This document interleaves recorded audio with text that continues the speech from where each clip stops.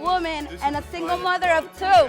It's really hard for me to feed my two kids and struggle day to day. Do you think this is fair that I have to be making $8.25 when I've worked for McDonald's for 10 years?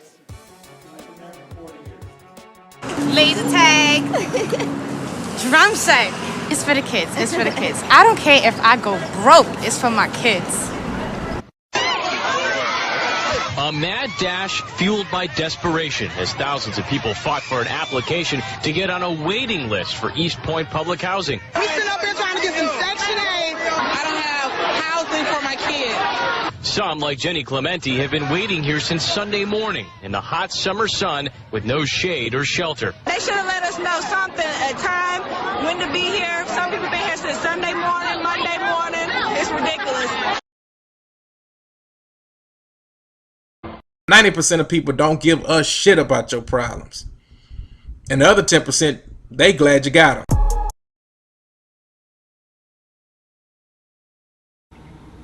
I'm going to go ahead just this one time. I'm going to explode deep inside. And I'm going to cross my fingers and hope to God that she don't get pregnant. I think we've all been there and busted all them nuts before. Right? So, right? Yeah. You've been there, right? I've been there. Like, oh. All right, come on, man. So she got pregnant. These parents that tell their children that by simply existing, they are miracles, that they are entitled to whatever joys and bountiful goodness the world has to offer. Somebody needs to pay for all my children and mine and Gary, all our suffering, all our pain. Somebody needs to be held accountable and they need to pay. The same society that tells you that abortion is wrong but then looks down on teenage parents, the same society that sells products to promote natural hair, looks and smooth complexion, with the model on the box half photoshopped and has fake lashes and hair extensions, with pastors that preach charity but own private jets, imams that preach against greed but all fat, parents that say they want educated kids but constantly marvel at how rich Richard Branson is, governments that preach peace but endorse wars, that say they believe so much in the importance of higher education and further learning, then why increase tuition fees every single year? I believe we were in our young 20s, and not even counting the tremendous amount of student loans we carried, we had $18,000 in consumer debt to start off our new marriage and as new parents.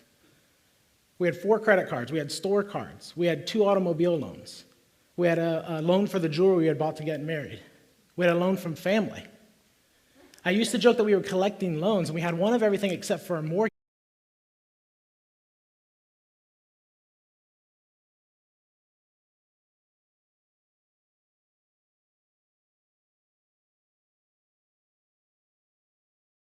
And then when they found out that I had a felony, I was called back and told not to bother. Quick feels like she's being judged as a felon instead of as a human being. Kind of ridiculous in my opinion. It doesn't matter what your felony is for, you're a felon, and that's it.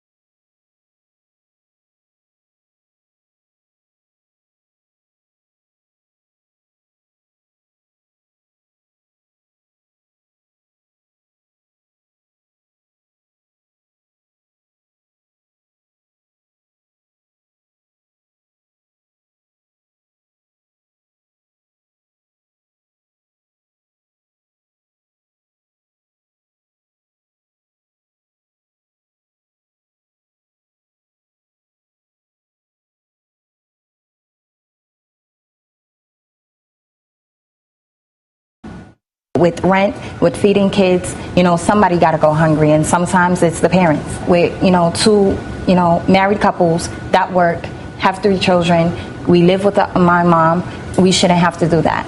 We're both employed. Children born in 2012 will cost nearly $250,000 to raise. Adjust for 17 years of inflation, and that number increases to over $300,000. That's according to a report compiled by the U.S. Department of Agriculture.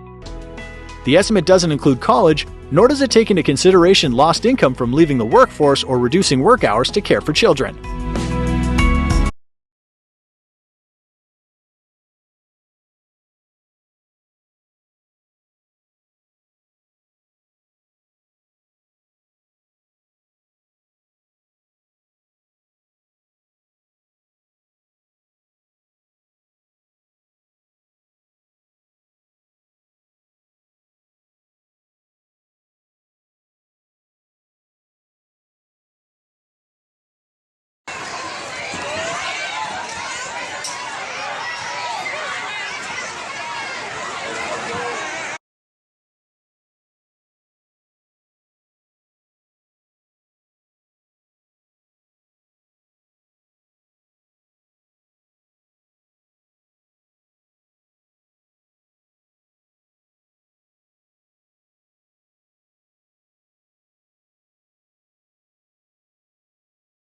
Is it safe to say that this notion of holding down a steady job just is something that is not in your wheelhouse? That's not the direction I'm going right now. That's just not something that appeals to you, though? Not whatsoever.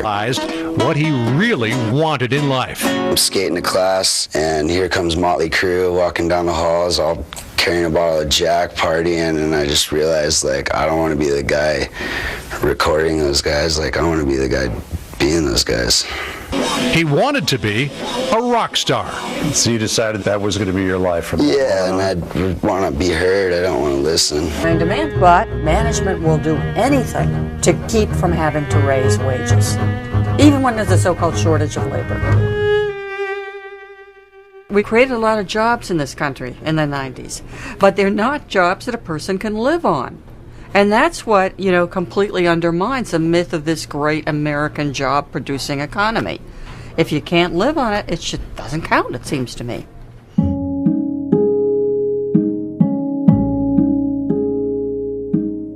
It's not that people are even living at a sustainable level of suffering in many cases. They are living in what I would call a state of emergency. Not enough to eat in many cases, inadequate housing or no home, inadequate child care that really has them nervous all day about how their children are.